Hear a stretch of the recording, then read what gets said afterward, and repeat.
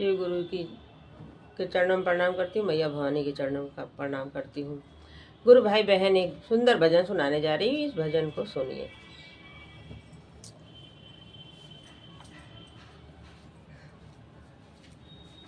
डमरुआ धुन बजाए बजाए ओ बोला जी, डमरुआ धुन बजाए बजाए बोला जी, डमरुआ धुन बजाओ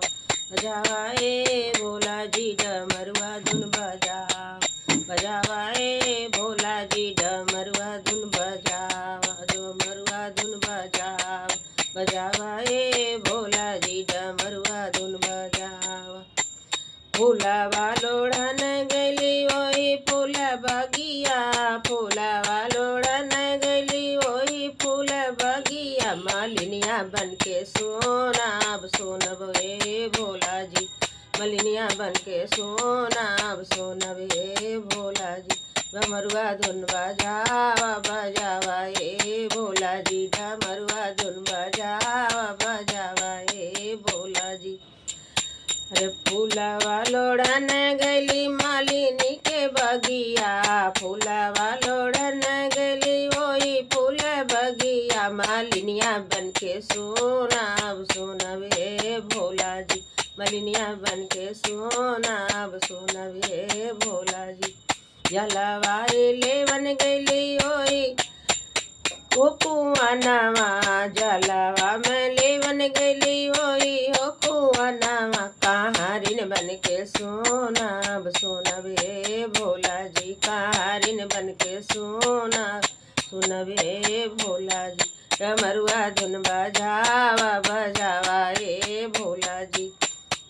डमरुआ धुन बजावा बजावा हे भोला जी।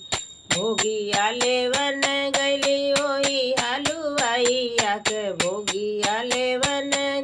हलवाइया दुकनिया, हलवाइन बन के सोनाब सोनब हे भोला जी, हलवाइन बन के सोनाब सोनब हे भोला जी, डमरुआ धुन बजावा बजावा हे भोला जी, डमरुआ धुन बजावा बजावा हे भोला जी, डमरुआ धुन बजावा बजावा हे भोला जी।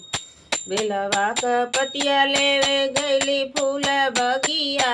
बेलवा का पतिया ले गैली फूल बगिया, मालिनिया बन के सोनाब सोनब हे भोला जी, मालिनिया बन के सोनाब सोनब हे भोला जी, डमरुआ धुन बजावा बजावा हे भोला जी, डमरुआ धुन बजावा बजावा हे भोला जी, डमरुआ धुन बजावा बजावा हे भोला जी, डमरुआ धुन बजावा बजावा हे भोला जी। भैया हरेंद्र तीन सुतवा बतावल, भैया हरेंद्र तीन सुतवा बतावल, पहिले में दया मांग दूसरे में चर्चा, पहिले में दया मांग दूसरे में चर्चा,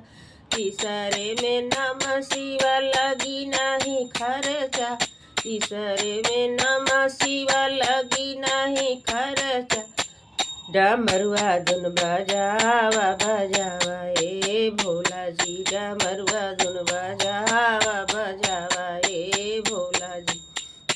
चर्चा सुनन गई ओही शिव चर्चा में, चर्चा सुनन गई ओही शिव चर्चा,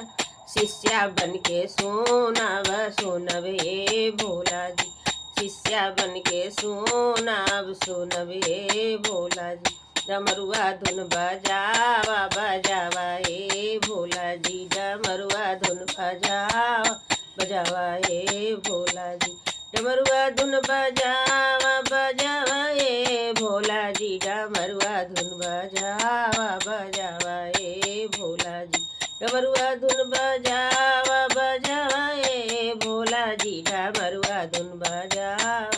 बजावा हे भोला जी। नमः शिवाय। गुरु भाई बहन, ये भजन पसंद आया हो तो मेरे वीडियो को लाइक सब्सक्राइब करें, कमेंट में हर हर महादेव जरूर लिखें। नमः शिवाय।